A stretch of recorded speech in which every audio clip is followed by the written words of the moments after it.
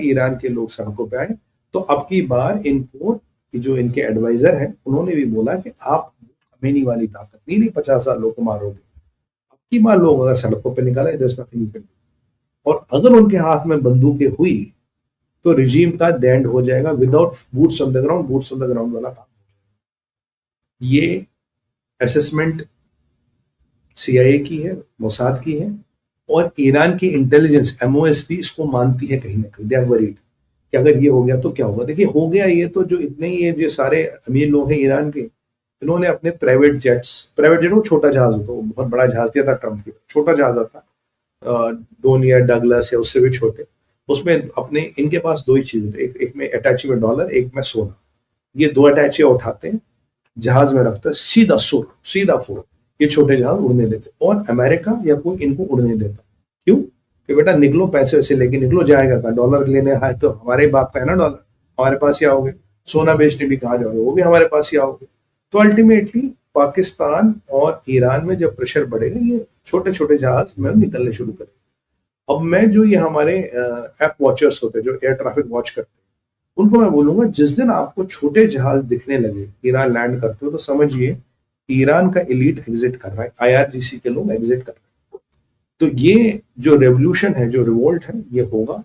रेजा पहलवी ने कहा था regime is all time weak, और रिजीम के टूटने का अभी बेस्ट चांस है। रिजीम खत्म हो रही है, रिजीम नहीं टिक पाएगी। मैसूद पेजेस्किन इज द ओनली वन जिसमें थोड़ा बहुत दिमाग है, बाकी ये सब एक ही प्रवृत्ति के हैं।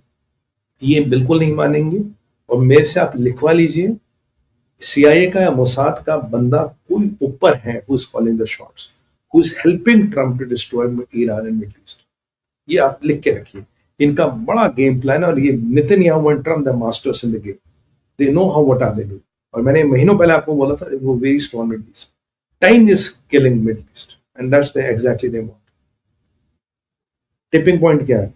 जिस दिन चाइना पहुंच गया, सर ऑयल सर, चाइना अभी अपनी अकड़ पे है, वो तेल लेने नहीं जा रहा अमेरिका के पास, उसके स्ट्रेटेजिक रिजर्व्स हैं, बट कब तक अल्टीमेटली आपको जाना।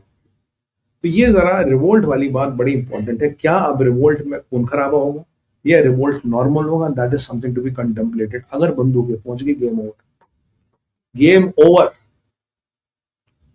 और मेरे को लगता है कि बंदूकें पहुंच सकती हैं। अब ये जो पाकिस्तान नाम का गलीज जानवर है, पैसे मिलने पे कुछ भी कर सकता है। अगर ये ईरान के लिए स्मगलिंग कर सकता है, तो एंटी ईरान फोर्सेस के लिए भी स्मगलिंग करा सकता है, कीमत अच्छी मिले तो। भाई आखिरकार पाकिस्तान में कीमत अच्छी तो कुछ भी बिक जाता है। पाकिस्तान डुअल यूज है, अफगानिस्तान से भी कुछ काम हो सकता है, और भी प्रावधान है। बाकी आपके पूरे तो रखी है, तो प्रावधान अमेरिका और मोसाद के पास बहुत है। और पाकिस्तानी अपनी जान बचाने के लिए यहूदियों के जूते भी चाट सकते वक्त आएगा, तो पाकिस्तान करेगा। इतिहास एक दिन बताएगा, मैं आपको बता रहा हूँ, एक दिन ये खबरें भी बाहर आएंगी। अब चलते हैं सऊदी का मसला क्या है? टाइम बहुत है, निकल रहा है। सऊदियों का मसला ये है, सऊदी परेशान है कि यार ये हो क्या रहा है।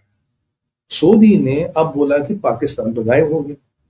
मोहम्मद बिन सलमान की समस्या है कि मैं इस सब को हैंडल कैसे करूं। उन पे तलवार लटके, साहब इब्राहिमिक अकॉर्ड साइन करो, क्योंकि ट्रम्प के दिमाग में घुस गया इब्राहिमिक अकॉर्ड।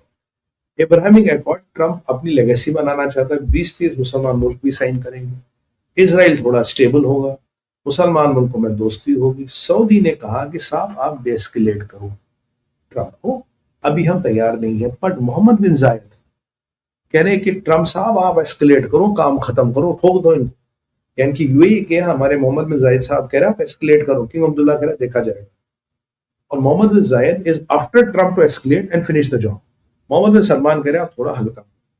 तो यहाँ बड़ा आपस में जो अरब वर्ल्ड है वो डिवाइड हो गया। अरब वर्ल्ड अभी आगे डिवाइड होगा शिया सुन्नी लाइन पे, और क्योंकि जो अभी परिस्थिति बन रही है, अगर ईरानियों ने फिर अटैक किया, जब कोई अमेरिकन नहीं, अमेरिकन बेस नहीं, तो पूरा शिया सुन्नी वाला मसला पीक पे पहुंच जाएगा, पीक पे।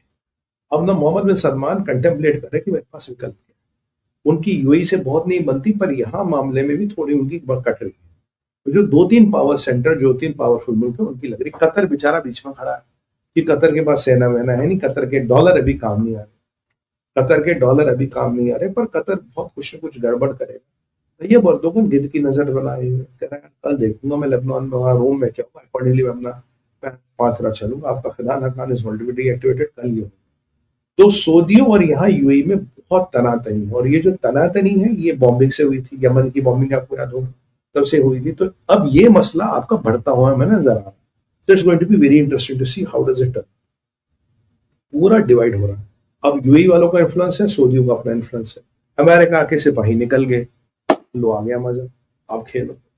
और अगर आपको मेरे हाइपोथेसिस पे यकीन नहीं आ रहा तो ये सीरिया वाला मसला मैं आपको बताऊं। सीरिया में कौन है? पहले बशार असद होता था। बशार असद किसका पार्टनर होता था? ईरान का। अभी सीरिया में कौन है? जुलानी, अल सहारा यानी जुलानी, टाई वाला आतंकवादी। इसको पहले ट्रम्प ने बोला था कि भाई तू यहाँ घुस जा, हिजबुल्लाह का काम कर, बोला ठीक है करूंगा। फिर तैयब अर्दोगन ने कुछ समझा, बोला नहीं करता। अब अचानक क्योंकि मोहम्मद बिन सलमान को तंग कर रहा है ईरान, सूत्रधार है तैयब अर्दोगन। अब तैयब अर्दोगन अब मोहम्मद बिन सलमान के कारण ये गद्दी पे बैठा है। इस पे सैंक्शंस हटवाने का काम मोहम्मद बिन सलमान ने किया, ट्रम्प से मिलवाने का काम मोहम्मद बिन सलमान ने किया, यानी कि मोहम्मद बिन सलमान के रहमो करम पे जुलानी गद्दी पे बैठा है। आज जुलानी ने ईरान को धमकी दे दी। जुलानी ने ईरान को धमकी दे दी, बोला अगर जरूरत पड़ी तो ईरान में घुस के मारेंगे। वाह!